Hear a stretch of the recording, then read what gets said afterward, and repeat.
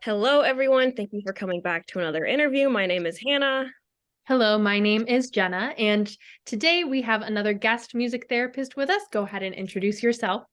Hello, everyone. I'm Daniel Tague. I chair the music therapy program at SMU in Dallas, Texas. And I was a private practice clinician before I started teaching. And I also taught at Shenandoah University in Winchester. Awesome. All right. Start out by telling us, if you would, a little bit about finding out about music therapy. How did you discover the profession? How did you decide this is what you wanted to do with your life? Sure. Well, I came in a kind of a non-traditional pathway. I was Russian language and area studies and the European history major with a music minor. So, but I happened to be working at a hospital and being a musician, I just kept thinking, wow, we just need music in here. And I would do things with patients, sing with them. I would make sure they could have the radio or some kind of music in their room, especially intensive care. There were a lot of people who just needed so much. And, the family couldn't always be there. And so I just was like, wow, this place needs some music. I wonder if there's something about music therapy. I didn't even know it was called that at the time. So I really had to look into that. There was no internet at that point. So I'm not even sure how I found out. I was, at the library looking at media, things like this. And I was like, oh, look, there's this degree called music therapy. And so after finding out about it, I researched a couple of the schools. And since I was going to school in Texas, um, I really liked the University of Kansas program and some of the things going on there, Dr. Claire, Dr. Darrow. So I looked into their program. We went to visit. I fell in love with it, kind of interviewed. I think they were a bit reluctant to let me come there because they're like, you're not exactly the kind of traditional student that we have, but we're going to give you a chance because you have the kind of this medical background. And it turned out that that's where I went and I did a equivalency master's program in music therapy. So yeah, not the normal pathway, but I think that a lot of my background, I had done some international traveling, working in the hospital, uh, already doing lots of different kind of music things. So they all kind of came gelled together and made it possible for me to do a music therapy degree. But I had to do a lot of catching up. I had to do a lot of extra music theory and kind of those really official classes. Like I was already a singer, but I had to do the voice lessons and kind of get all of those credits. So it was a lot. Yeah. So that's kind of my story. Have you ever found a way to combine the two degrees that you have in your work? I think that now that I think it's part of the reason why I became an educator. Mm. So I think it influenced me in all of the reading and the writing that I did, a lot of research, because I mean, I was a historian, so I was doing all this research anyway. So I think that the writing skills, the research skills really, really helped me and kind of drove me after I'd been working for a long time as a music therapist to go back to school and begin teaching. So because I thought, oh, eventually maybe I'll teach Russian or do some kind of teaching. I think it all came full circle. That's really interesting. I like that, how that all worked out like that. So, how was your college experience? You've talked a little bit about it being very busy. What were some things that you really loved about the program that you chose that you were like, yes, this is it. This is what I need? What are some things that were challenging for you and some things that maybe you would have changed if you went back and did it over again, or some things that you would like to grow in a little bit more? Yeah, when I was thinking back about the program, I really value my cohort. So Mhm. just having, I think it was really important that they had an equivalency program and that it had its own feel. It had its own track. So it was separate from just a master's program, separate than an undergraduate program. So I really felt comfortable with the group of people that I was with. And then just kind of having that cohort, and we keep in touch over the years. So that really felt good to me. I liked the fact that we had an on-campus music therapy clinic. That was very, very helpful to me, especially just because of transportation and things like that at that point. It was so nice to have that on campus. And I know that that can be a struggle for students when they kind of get out to all the practicum places and things like that. So for me, that was very helpful. I mean, I loved the program. We had great professors. It was a really, vibrant program. Some of our leaders now, in the field were my practicum supervisors, things like that. So I mean, I loved it. It was a great experience. Do you find that you brought anything from your college experience now in terms of being an educator? Were some things that maybe you brought from one experience to another, or things you really wanted to embody as an educator running a program? I think so. I think that having on-campus clinic was really important to me, and both of the places where I've taught, we've had on-campus clinics, and we've tried to really make those vibrant and involved, having therapy going on in the clinics so that students have access, so that they can watch things going on, and it just kind of creates the feeling like there's activity and there's research going on, and there's just therapy going on all the time. And so I really like that kind of feeling. And so I really think that from my experience that has definitely influenced me in teaching, that's kind of become like a core value that I'm like, I really want this for the program. So I think of all the things, probably that was the biggest thing. Yeah, I feel like that would have been a really nice thing to experience. I know we didn't have that in my undergrad program that I went to, and that was definitely a challenge of finding transportation for students to get around, to observe music therapists, to go to practicum sites. And so I feel like that would be a big plus to have at a university for sure. And like you said, to be involved in research as well would be awesome. So talking about theoretical orientations a little bit, were there some that really stood out in your program that you went to that was really what was taught, or did you feel like it was very wide array of different theoretical orientations or perspectives that your professors were coming from, and what really sat well with you, and how does that influence your work now? Yeah, I feel like we learned about all of the different kinds of orientation. So I don't feel like I was ever trying to be pigeonholed into one or the other. Mhm. Um, so, and that was good because I think later on when I was able to experience those, see them in action, or even learn about them as a continuing ed, Mhm. I kind of already felt like I had a good grasp of what the different types of things were. I think, we were very much, it was more humanistic, very concrete, but I don't think that that's unusual when you're just starting out as basically I was an undergrad student, right? Because I'm learning all this about music therapy, even though I was a more mature student and had a lot of background that kind of informed me about practice. You still have to kind of learn those basics, right? But it's very much goal setting, following the database method of practice is very much that kind of a program, which I appreciated because it's very concrete. And then from there, I was able to go on and do lots of other things. But we also had lots of guest speakers and different ways that we could observe different things going on. So even though as a student, you weren't necessarily doing that because you just didn't have the skill level. I do feel like we were exposed to a lot. In thinking about sort of the conclusion of the typical experience and internship, what was that experience like for you in terms of, was it something where you were able to access relatively easy with the clinic, or something separate where it took a little bit more finagling on your end? And where do you feel like, as a beginning professional, you really grew in that internship? Well, my internship was also very different. I can't even imagine my internship these days. So I did my internship in Cleveland at St. Luke's Hospital.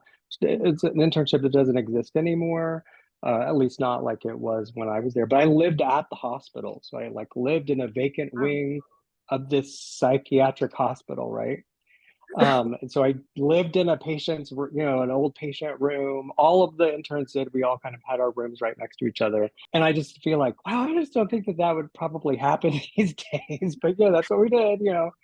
I didn't have to pay for my room and board. I'm like, okay, great, I can do this. So that was definitely a plus. But definitely, kind of living in a vacant wing of a psych hospital, probably not something I would imagine my students doing now. I feel like I have parents going, what is going on? Yeah. But we didn't really have a problem. We had a great time, great internship. I absolutely loved it. But again, this is before internet, things like that. So it was going to conferences, going to the internship fair, talking to people, and pretty much interviewing on the spot, at conference or something like that. That's how you got your internship. There was no video calling or any of this kind of stuff, right? No email. So you really had to just kind of go with your gut and say, I think this is going to work. And this has the things that I need, right?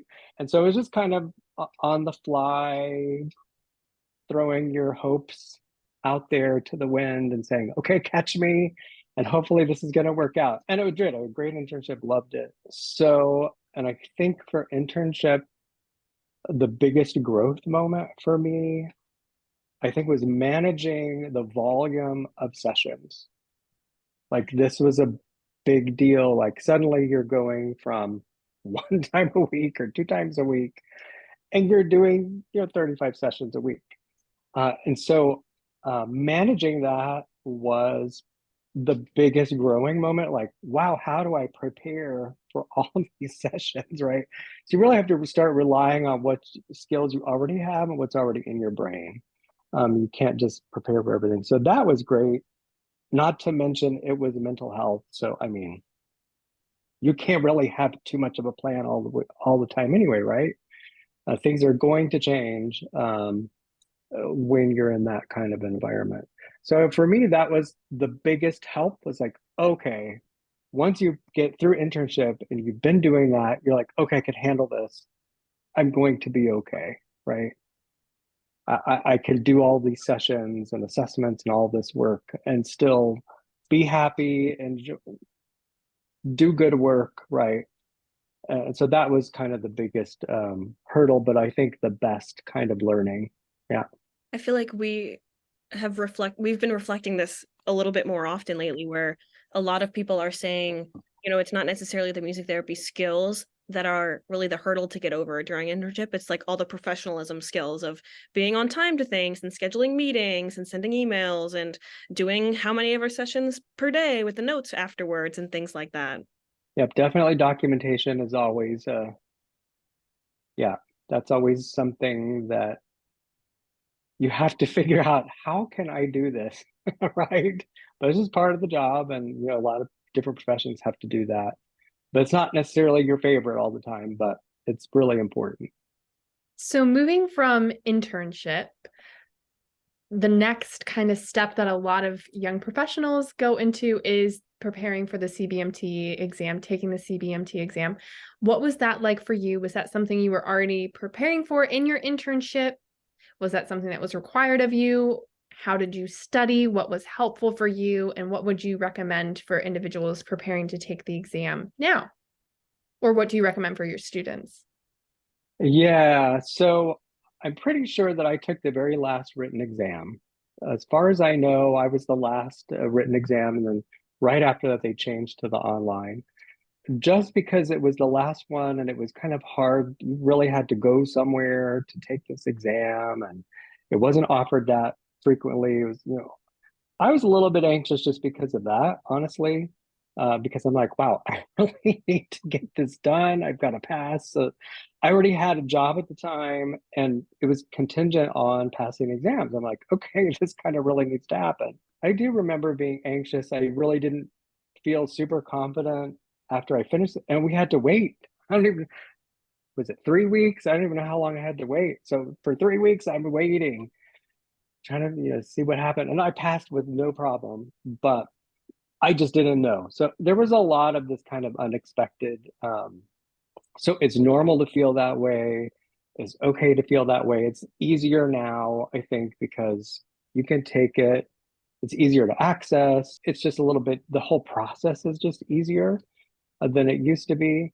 Um, so I tell my students, and also people who contact me who are my students, I have had the pleasure of being on the exam committee a number of years ago. So after doing that, I learned so much about the exam. Obviously, I wish I had known at the time of taking it. But so now what I tell them is make sure that you are kind of paying attention to those journal articles from the last,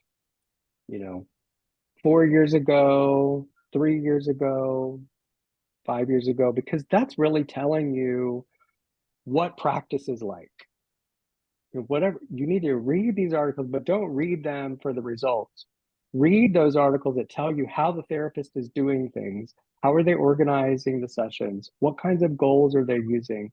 Because these things are really going to inform you, and you're going to also get some of that vocabulary that you need for the exam.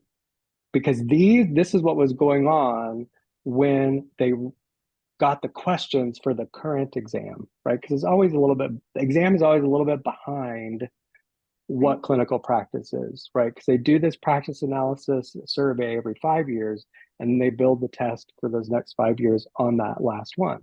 So I'm always saying you really should be getting into the journals. And so we are constantly in our program, wherever I'm teaching, they're reading journal articles all the time, right? Because this is part of it.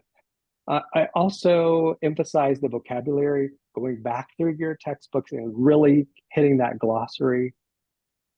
Get those vocabulary words down, because if you know the vocabulary and you're not struggling with what that word means, you're one step past that struggle, and you can do the analysis questions. You can think about what they're really asking you, and you're not getting caught on the words. And the other thing I always emphasize as well is the music theory stuff. Just to make sure you are solid. Go back to your freshman year, go back to sophomore year, get all your figured bass, figure out all of your chording, just get that solid, because these are free points. They have a definite answer. There is one answer that is just the answer. The other ones are just clearly wrong because it's music theory. You should not be losing points on music theory questions. So, and those could be the ones that make or break you. Because again, I'm always telling them, you just need to pass. Nobody's going to see your score. Nobody cares about your score. Just pass and get your board certification. It's entry-level competence. You're going to grow from there. So it's just measuring, do you have some minimum competence that you can practice and learn? So those are kind of the things that we really focus on. Regular test taking strategy is always good because it's a standardized exam. So you need to practice your good test taking skills, eliminating answers, reading the question properly, not putting things into the question that don't belong there, right? All those kind of really basic SAT, ACT, AP exam, all of those test taking strategies are important, to some extent. They're not going to save you, but when you add up, I didn't miss any music theory, I'm using good test taking skills, I know my vocabulary, I'm kind of in the know about what's going on in the field, you're going to pass the test because you've done your internship, you've done all your practica, you're going to pass, right? And so just kind of giving them that confidence, telling people to aim to get a perfect score, because that mindset is really important. Nobody gets a perfect score, but I'm just saying aim. Even the people on the exam committee, we missed because we had to take the test like twice a year. We didn't get a perfect score. Like, you're not going to get a perfect score. Like, it really just doesn't happen. But you want to aim for that, because that mindset is going to get you over that finish line. I'm curious So, if you can provide some insight into perhaps the mystique of the CBMT exam committee process, just because I feel like in our profession, the test is something that is like so essential and also so mystified at the same time. It's like, how do they come up with the questions? I know you just talked a little bit about this, but in terms of the process of making the questions and figuring out what goes on to the test, what doesn't go on to the test, how did you find that experience? well, I mean, it's super enlightening for me to find that out because I really didn't understand, just like you're saying, it was kind of this big open space. But it really is very predictable now that I know. They do the practice and analysis survey, and from that, they take the current domains that are in the CBMT, you know, your board domains, right? And then they adjust those based on what comes out on the survey. So if you take your domains over the last 20 years and you compare them and how they've changed, the categories basically stay the same, but in those categories, sometimes whatever category will suddenly have double A, double B, double C, because a whole bunch of those showed up in the last survey. And so what happens is, depending on how many, it's all then weighted according to how much is in each section of your board domains. And there are a certain number of questions that go for each section. Mhm. And so if you have a really big section on the board domain, well, probably you're going to have more questions about that stuff in the test. But every single question on the exam is tied specifically to one of those domain subpoints. So one way to think about studying is going through that and say, if I were asking a question about 1AC2, how would I formulate a question about this specific domain? And if you can think of a question, then you could probably answer your own question that you made, right? And that's how all the questions are developed. Every single question is completely tied in and keyed in to one of those domains. And there are a certain number of questions for each section based on the weight, how big that section is. And then there are different kinds of questions, right? There's just like simply kind of knowledge, is this, that? And then there's some that are a little bit more complicated that maybe have a little bit more thought behind it. And then there are some scenario questions, right? Where it's most, best, first, and you really need to decide based on that scenario what the answer would be.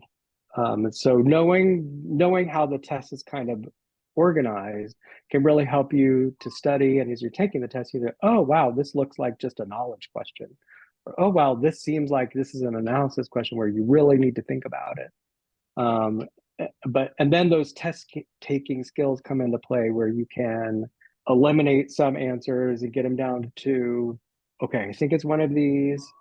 And then hopefully, especially those that are most, first, best, you know, you can think back to your practicum, think back to your internship, put yourself in that situation and think, okay, what would I do, right? And then go with your gut on that one, and you're probably going to be right. So I don't know if that helps, but anyway. It's a Yeah. lot of like more, I don't know if the word is statistical, but a lot of more math maybe than I'm thinking of, which makes sense because it's a standardized test, but I feel like people often, it's not something people think of. It is. It's very, very. There's data behind every single question. So every single question is evaluated post test, right? And they have statistics for every question. This is how many people who passed the test got this one right. This is how many people who got a really low score answered this question. So you can kind of see. And so if there ends up being a very bad question, that question will get removed and they'll put in another question. So it's very, very methodical about how the test is arranged. It's very fair, and there are 12 people on the exam committee. They're connected, so there's a lot of debate about every single question. Every word in the question is gone over with a fine-tooth comb from all these different perspectives, right? So I feel like the test is very fair. And again, it's not meant to be something where you need to know every single question and get it right. It's just testing, do you have enough basic competent knowledge to be a music therapist and continue your journey of learning? So that way we have at least some measure. It's not perfect. It's just one measure of your competence. And it's not the be all end all, but it's an important measure, I think, that says at least this person has passed the board exam. They have enough knowledge to go on and learn and to be become hopefully a great music therapist. I'm going to jump around the questions a little bit to keep it kind of sequential. So you spoke a little bit earlier about having that job that you had started. What was it like looking for that job? What were you looking for your first music therapy job? Did you have some things that you were like, I really need this in a position, this I can be flexible on? Or were you just like, I just really want a job right now? Yeah, I had gotten some really good advice as a student, that was to rank what your needs or your wants are, right? Mhm. Is location the most important? Is salary the most important? Is title the most important? Um, what are the most important things for you for your job? And once you have those things figured out, you can kind of move forward. And for me, location was really important. I wanted to get back to Texas because all of our family was here. So that was a really important thing for me. So I was really looking for places in Texas. So that kind of already limited the field. I wanted to do, I thought, like a medical, like hospital work, something like that. There weren't any things like that when I was looking or where I was looking, right?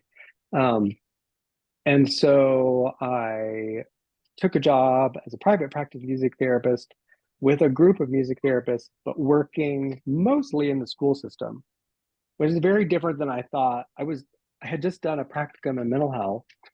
I had done a master's thesis on, heart patients and pacemakers and anxiety and all this. And I'm like, oh my gosh, in 3 days, I need to have plans because school starts, right? Like I'm finishing my internship around Christmas. I'm moving from Ohio back to Texas. And literally school is starting like January 4th or whatever, right? I'm like, oh my goodness, what am I gonna do? So it was a little bit overwhelming, but what I found was that I was able to transfer those skills of building a session plan, figuring out how to learn a song, assessing clients really quickly to figure out what they might need and what I could do for them. And so all I was really having to do was do a whole repertoire change, but I was really able to transfer all those skills I had learned into this new setting.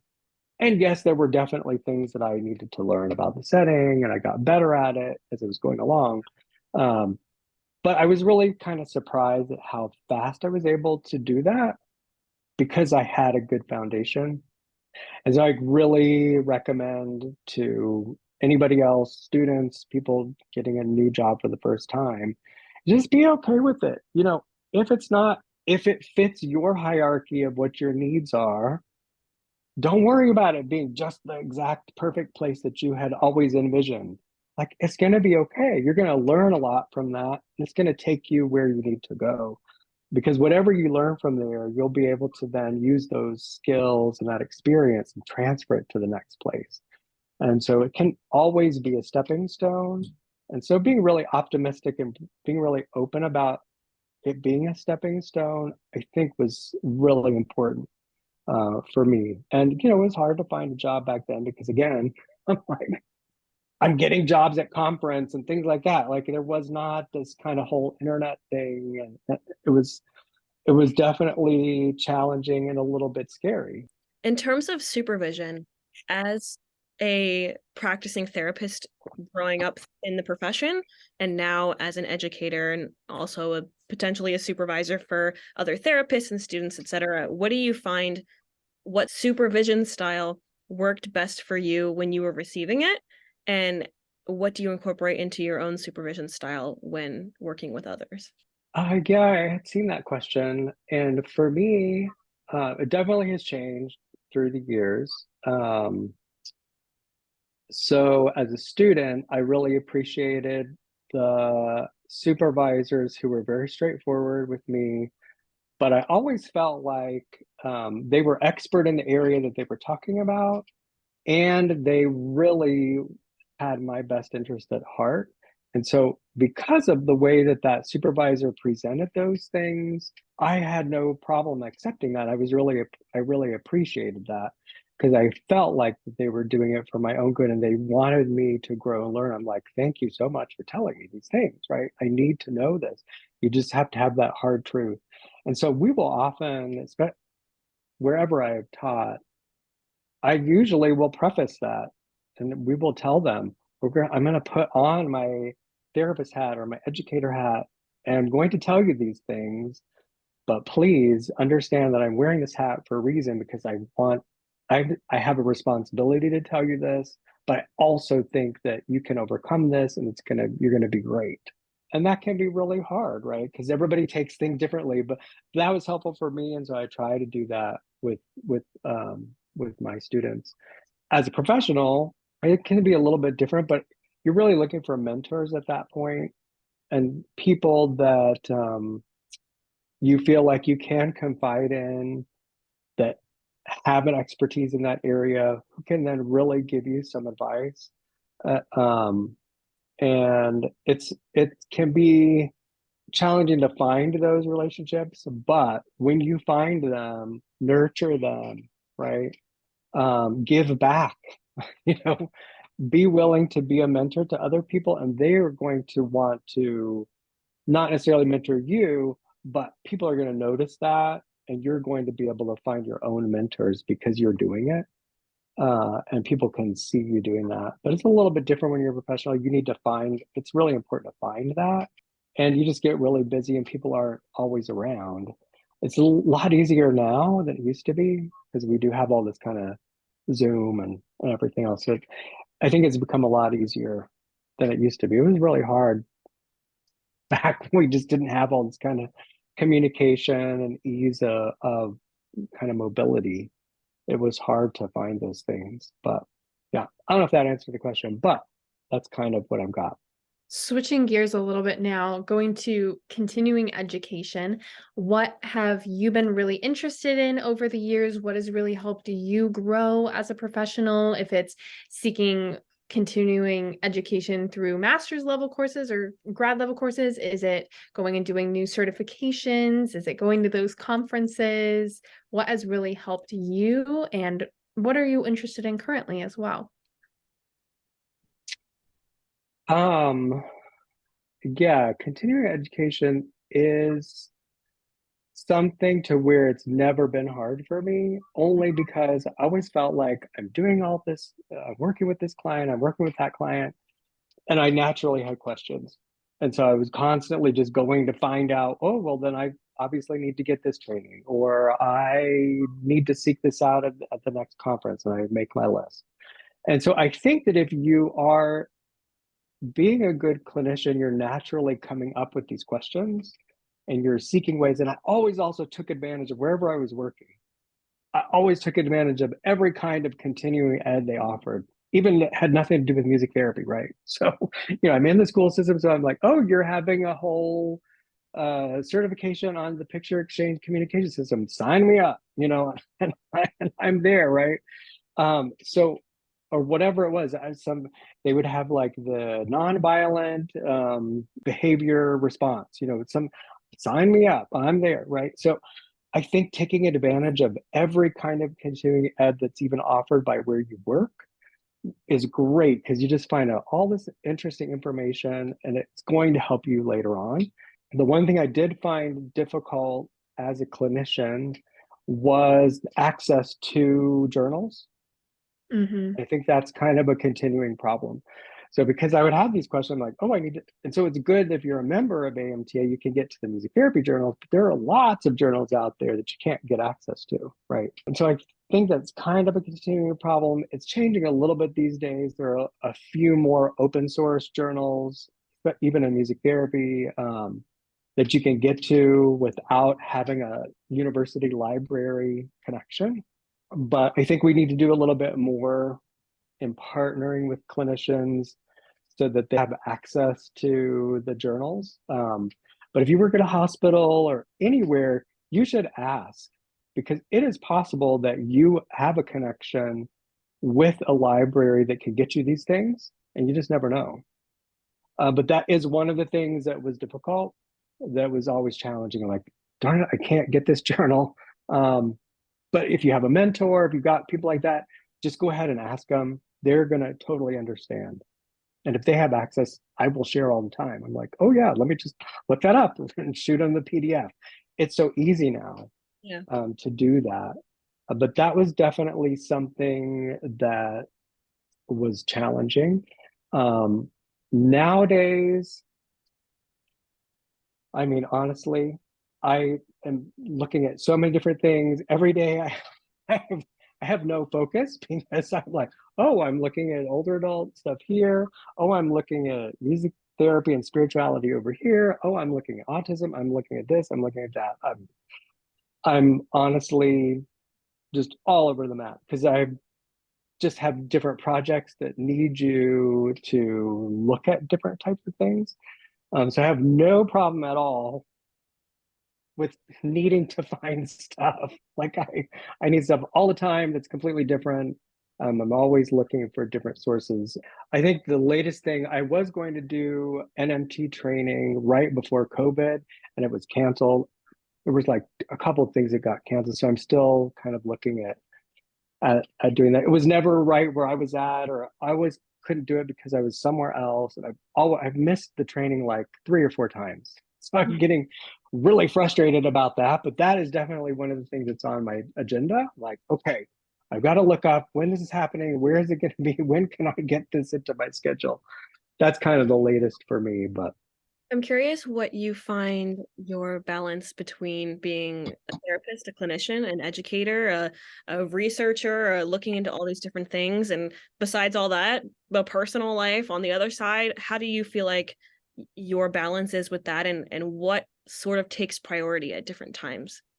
yeah, I mean, I think it's like most other people, you have to decide what is important. Um, and how it can work for you and your specific situation.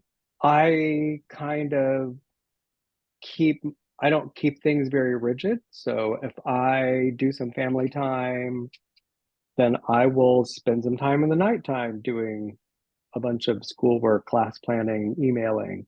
You know, I really try to do the things when they need to be done, when they're important for whatever purpose it is, but I give that time back. And so I think if you can figure out, if you have that, some people you just don't have that ability, like your work doesn't work like that, right?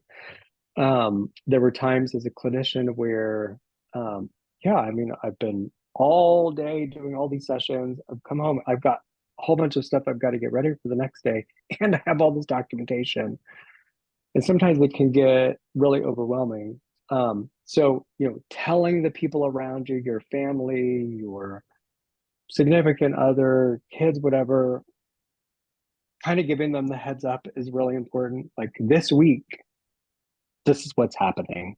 And the next week, it's going to be okay. And making sure that you honor that is a lot easier nowadays because you can have your family calendar where I have the family appointments, right?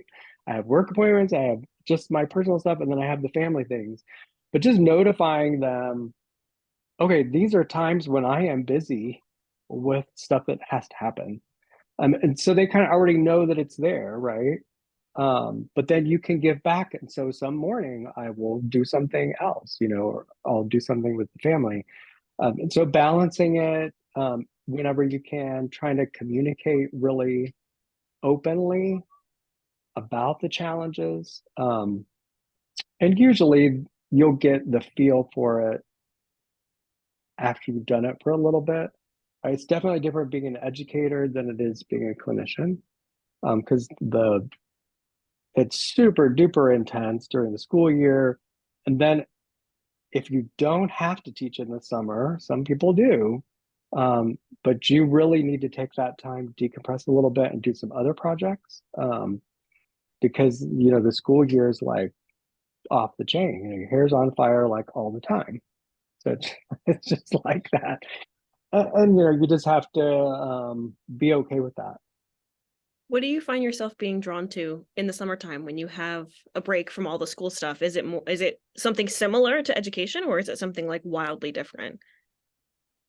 Well, I mean, it's not teaching for me, because I'm not teaching classes. I really value not teaching classes in the summer because I have a lot of research projects that get postponed. So I do a lot of writing in the summertime, a lot of kind of creative activities where I can create special projects that I can do in the school year. Also, just time to think. So just being somewhere else, going to the mountains, going to the beach, going somewhere where you put yourself in a completely different space, which kind of opens up your mind to just be free. And then those thoughts are coming in and out, and you kind of get inspired with stuff, and connecting with different people maybe that you've missed being able to connect with, and you get inspired from them too. So kind of look for inspiration in the summer, and a chance to work on some big projects where you need some space. Because for me, for writing, especially research articles and things like that, I need a lot of space. I need to get my head into it. I need a whole week or two where I can just be thinking about just that. I can have all my 80 documents open on my computer screen. And I don't need to shut them down. They can just stay there, right? And that's really hard to do in the school year, because I can't leave those all open. My computer will crash, number one, which often happens. My students are like, "What's wrong with your computer?" Well, I only had 85 tabs open on my Google, Chrome, so that's probably part of it. So, yeah, that's how I organize my summer. So, As an educator, I'm curious, what are things that you look for in students coming into programs? What would you say to somebody who might be considering a profession in music therapy that might be maybe on the edge of, I don't know if this is for me or not? How do you suggest people coming to that answer, or what advice might you have for somebody, or some expectations that would be fair for them to have coming into school, coming into that profession? yeah, I mean, when I talk to, prospective students or people who are interested, high school students, things like that, like if you really are a musical person, like music is the thing for you, right? You like doing it, you listen to it a lot, um, you enjoy learning new types of music. Maybe you haven't had the chance, but just you kind of have this desire, right? And you also are a people person. Like you like working with people and talking to people and doing things. If you like to see how people change, you're inquisitive about, wow, I wonder how this would help somebody here. I wonder, it's these kinds of things. Like if you're this kind of a person, you have these thoughts, you have these kind of preferences, music therapy might actually be your thing, right? You might actually like it. And I often will tell them, try to watch. Now there's lots of stuff you can watch on the internet, different kinds of music therapy happening. You can see a lot of bad stuff, but you can see a lot of good stuff too. And you might be able to shadow somebody, or just go interview a music therapist and find out what their day is like. And our profession is so varied. It's very different working at a private practice clinic as opposed to a roving private practice music therapist, or one in a hospital, or one in a mental health inpatient. I mean, these are all they're vastly different, because I've done all of those things and I'm like, they are so different. So it's really hard to describe to somebody what it could be like. And it was so when I talk to the brand new students, I'm like, I'm going to expose you to a lot of different things. You have speakers, you're going to see pictures and see videos, because it can be very different. And you're not going to know yet which one you like. And so we're going to try to give you lots of chances to go and experience these things. And even then, you're just going to be kind of tasting it. You're really not going to know. And so it can be really hard to describe, but you have to kind of have this innate desire to see people change and grow, kind of just being the catalyst. You're not maybe the reason for it, but maybe you're just that catalyst, right? That's very different than somebody who is going into work in a laboratory or working with numbers on a spreadsheet or writing a lot of stuff, right? These are very different kinds of things. Even teaching is very different than music therapy. Just describing all the different professions and saying, look at all these different professions and how people do, what might attract people to do these things, right?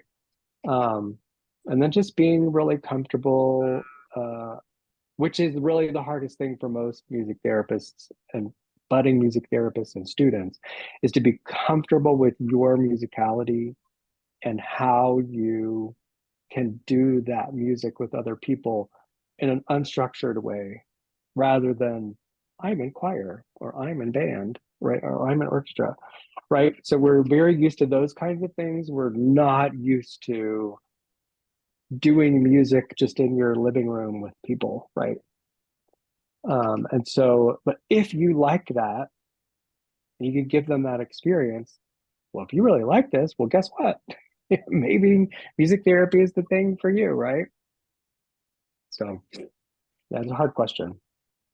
Kind of looking forward, thinking about the music therapy profession in whole, where do you think the profession is going in the future? Where would you like to see it grow? And what are some trends you think are really just going to continue to take off in the profession? Well, it's nice to see some of the states getting licensure. I think that's a very positive. Um, and it's going to be kind of a hard road in states like Texas and places like that where the legislative process is really difficult. But you know, we do see this progress, and I'm actually pretty impressed. I'm surprised that a lot of these states have gotten it done. Like, wow, this is really great. So it seems to be going pretty well. Um, for doing that. I'd like to see a little bit more research and focus on kind of economics behind music therapy, because I think that that will help people get jobs and expand their businesses. And I know in music therapy, this is a hard thing to talk about, because there's a lot of, it's hard to balance talking about economy and talking about helping clients with what they need, right? But we have a reality, and we'd also like to make a living, you know. And so it's a delicate topic, but I think it's really important. I'd like to see some more research about that. I'd like to see the professional association really kind of focus on this a little bit. And I think that once that's out there, there's really solid, and we have some of this, right? We have a lot of good economic research about things like the NICU, right? NICU babies. We have some areas where there's a lot of really concrete information about, wow, if you use music therapy, you're going to save this hospital about $50,000, right?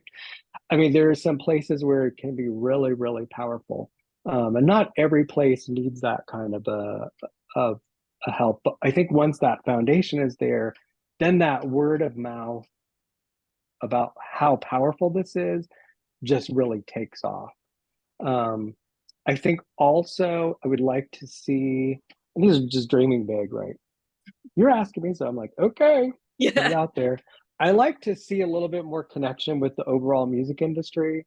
I feel like we've kind of failed somehow. I'm like, there are so many music stars and people out there who, yes, we have a few, a very, you know, we've got just a few, right? But I'm like, come on, you know, where is the Madonna or whatever, you know, we should have connections. I feel like with some of these, and I think that would be really helpful.